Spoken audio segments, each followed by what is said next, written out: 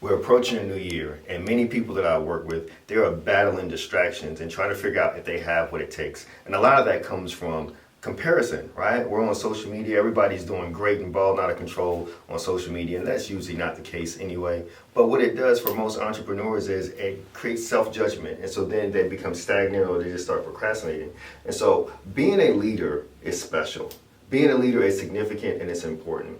And so for that reason alone, it's a gift. So I don't want you to waste the gift of leadership that you've been given. I don't want you to continue to grieve your potential. Grieving your potential is hard. That's one that's unspoken and sometimes not clearly understood. But when you know you could or should be somewhere else, but you also know the reasons why, your lack of action or procrastination at times, that's hard to deal with, right? That creates anxiety and stress and actually can just make you, just a little depressed, right? If we're being honest. And so I don't want you to continue to play small. 2021 is a gift, and if you have that gift, along with the gift of leadership, influence, let's be successful. Let's maximize your purpose. Let's just try it. Even if it doesn't work, you won't know until you try it. And if it doesn't work, just try another way. Give life your all, because people on this earth deserve it.